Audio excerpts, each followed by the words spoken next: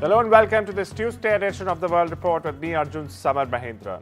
Let's take a look at what's making headlines around the world. The Dalai Lama has sparked a fresh clash with Beijing after reportedly declaring that his successor will be born outside China.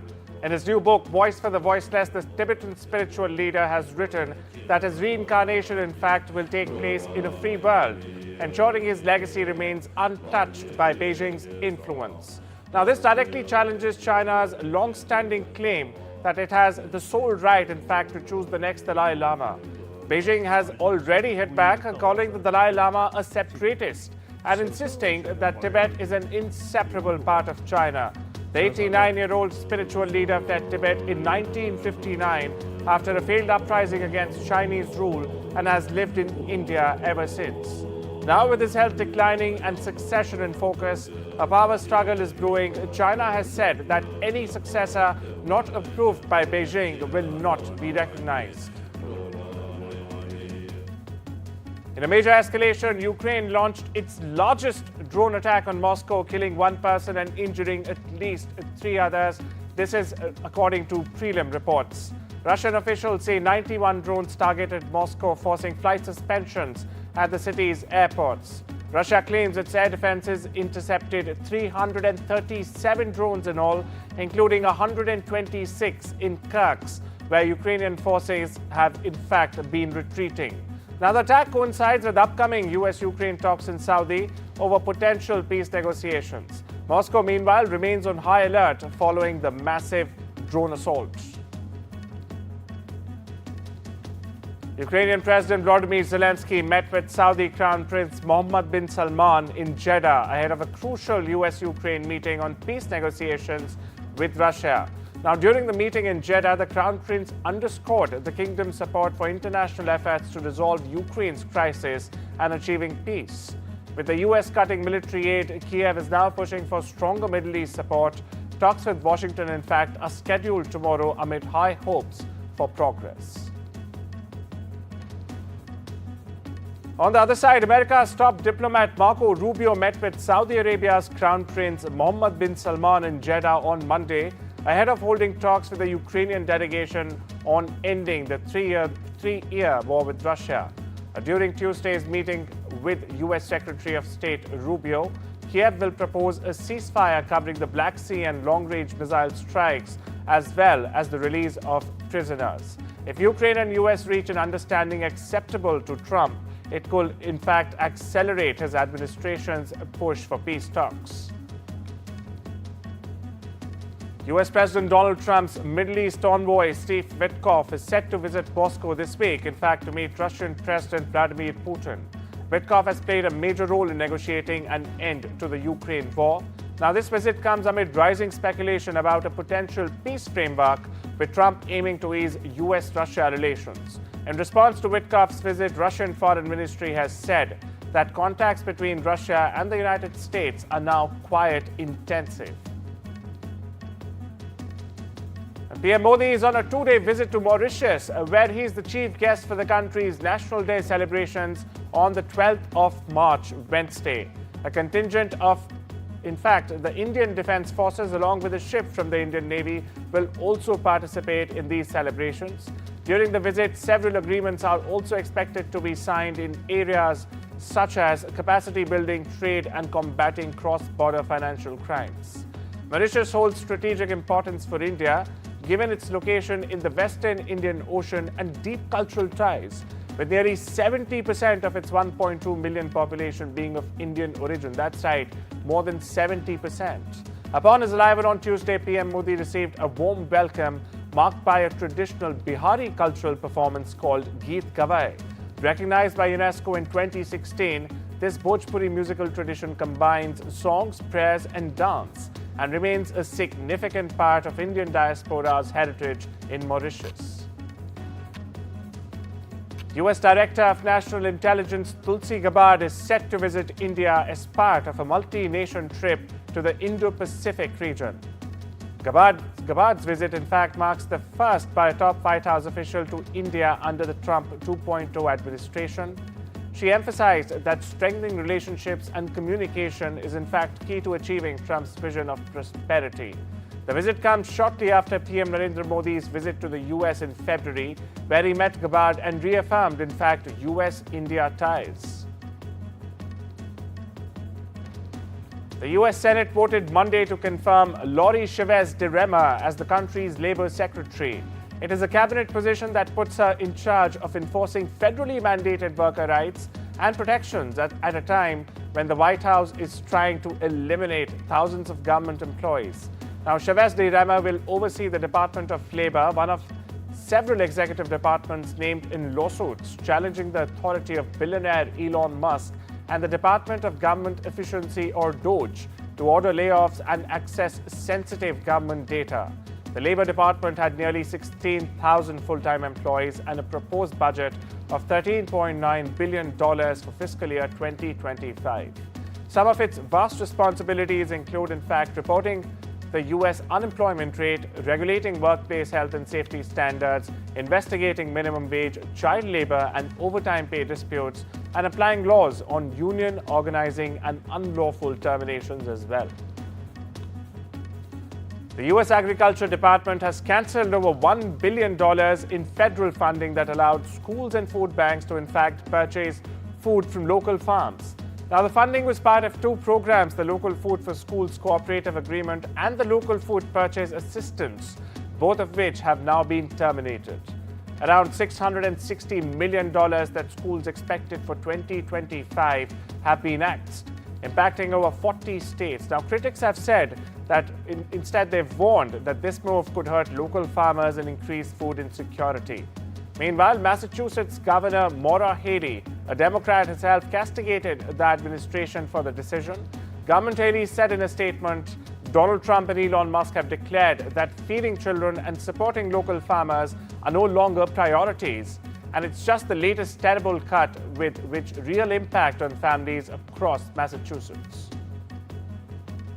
Several hundred students have blocked the entrance to the public TV station RTS in Belgrade, blowing whistles and sounding horns late Monday as a part of ongoing protests in Serbia that have in fact gripped the country for the past 4 months.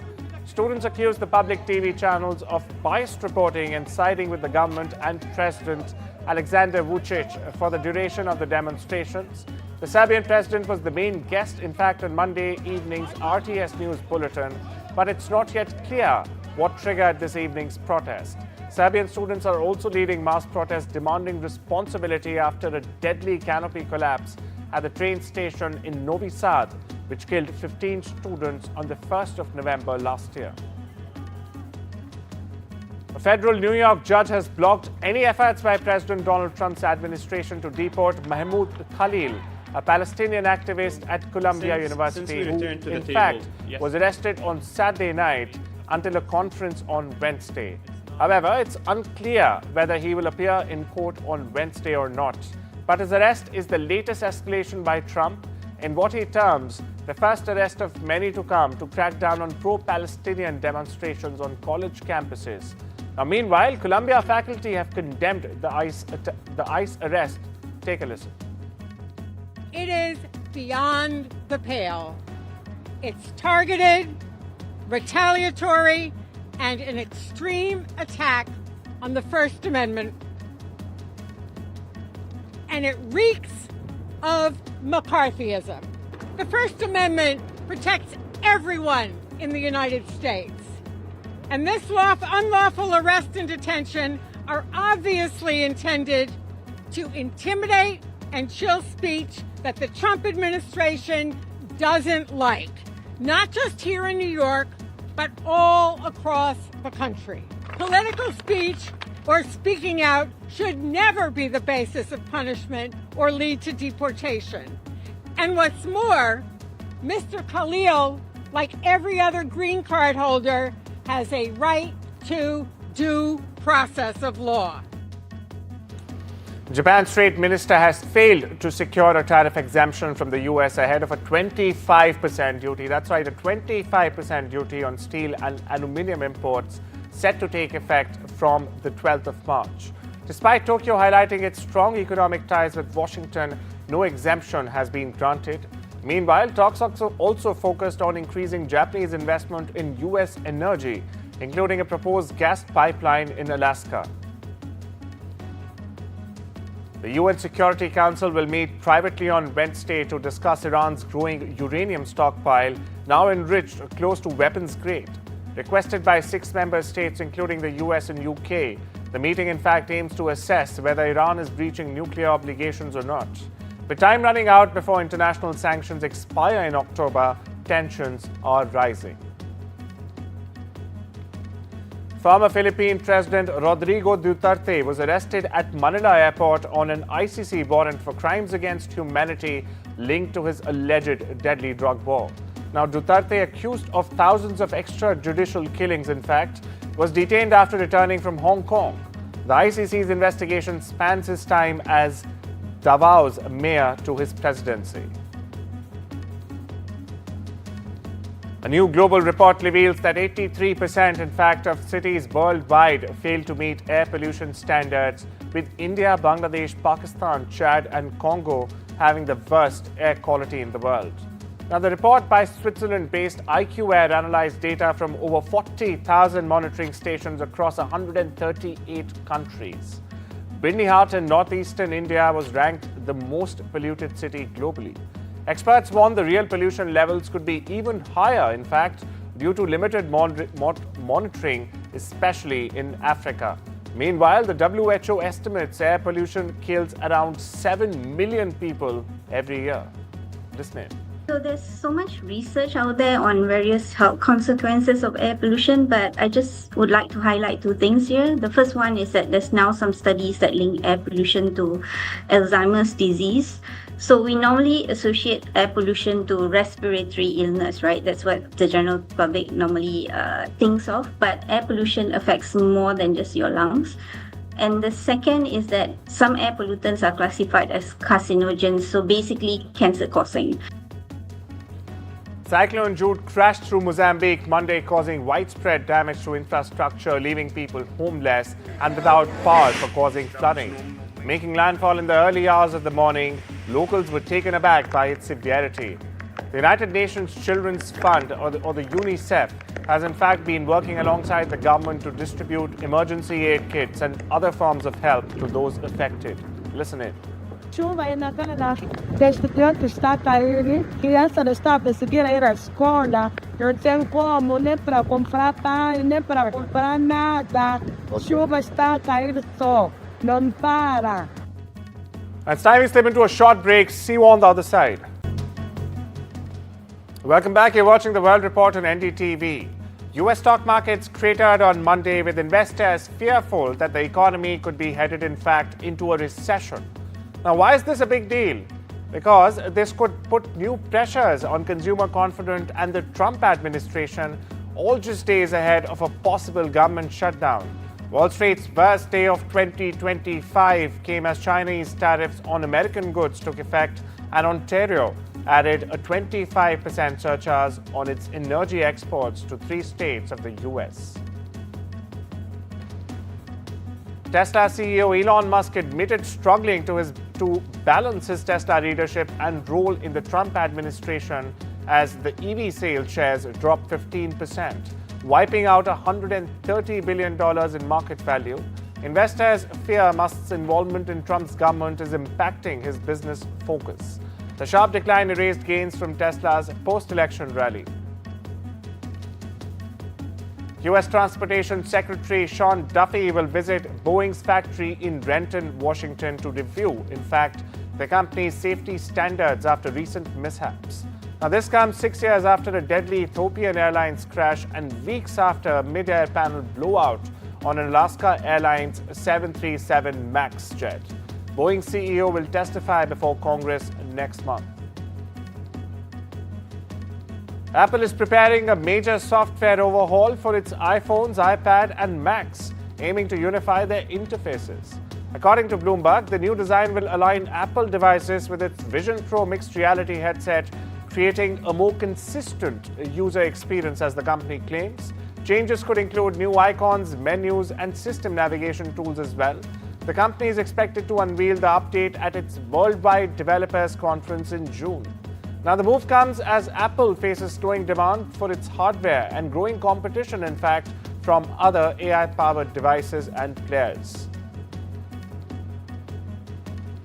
SpaceX founder Elon Musk is blaming a powerful cyber attack for the major outage faced by social media platform X. On Monday, in fact, thousands of users reported being unable to access the platform for hours together. Musk said the attack involved a lot of resources, suggesting a large group or even a state actor could be behind it. However, cybersecurity experts are skeptical. Nothing similar denial of service attacks can often be carried out by smaller groups. Down Detector reported over 39,000 users were affected at the peak of this outage. By evening, the numbers dropped to around 1,500.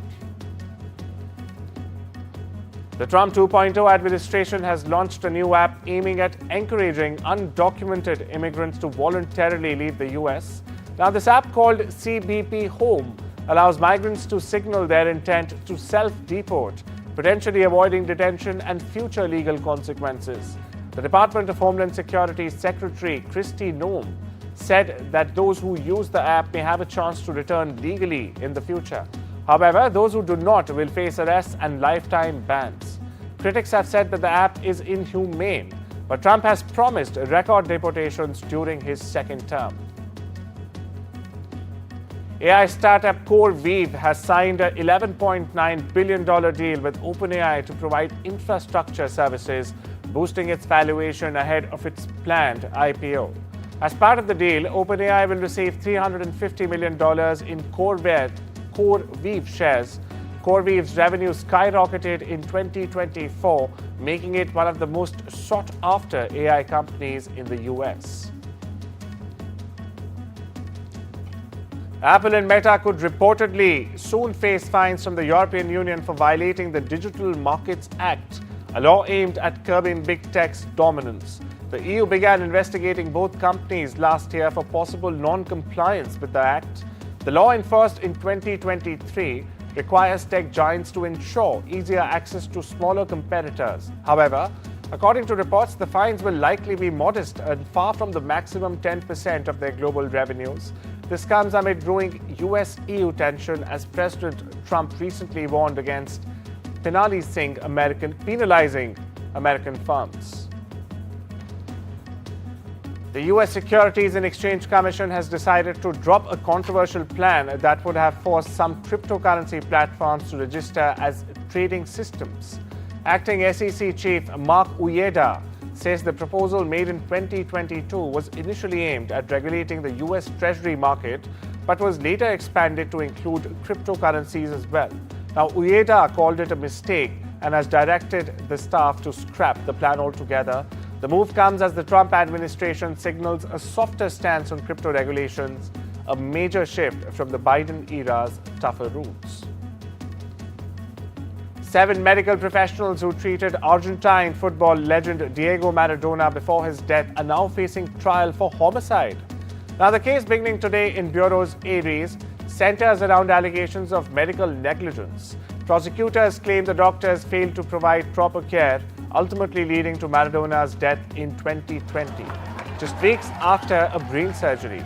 The defendants, meanwhile, include Maradona's brain surgeon, psychiatrist, and nurses, all of whom deny any wrongdoing.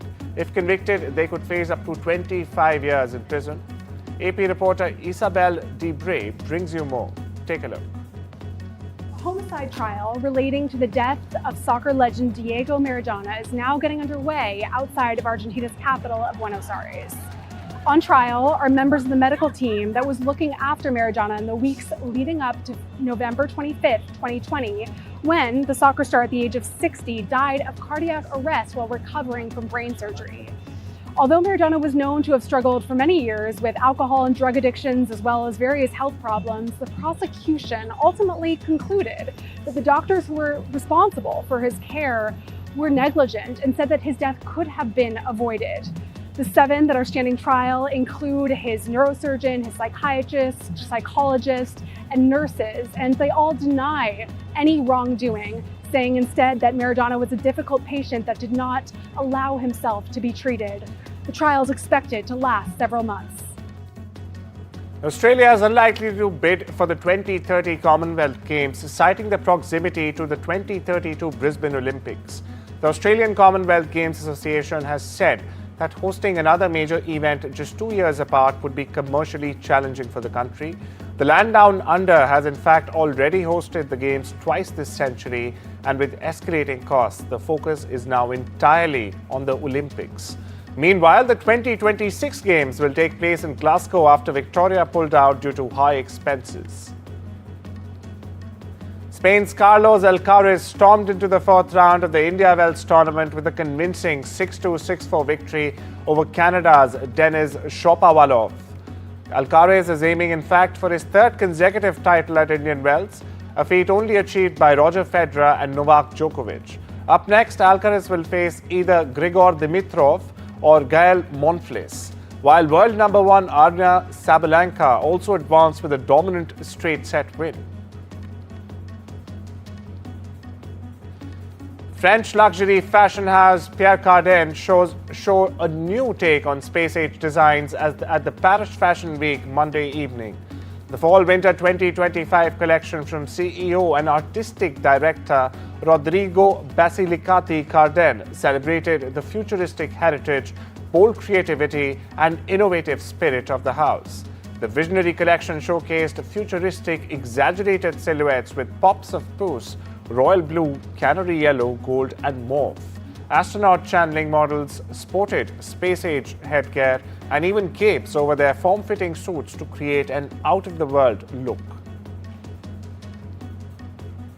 Robert Redford returned to acting after 6 years for a cameo in the acclaimed TV series Dark Winds Sunday. Redford appeared in a quick chess scene with author George R. Martin, whose books in fact were adapted into Game of Thrones. The two are executive producers on the AMC show, which debuted season 3 Sunday.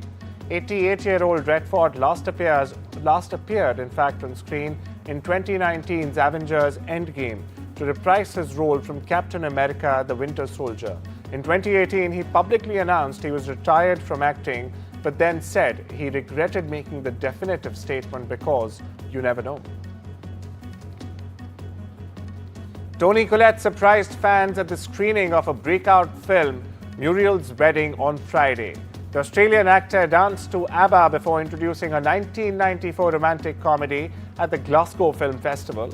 She shared her memories of making the film when she was 21 years old, stood next to the festival director Alison Gardner, who's retiring. The Glasgow Film Festival concluded on Sunday. Well, that's all we have for you today. Take care and have a wonderful Tuesday.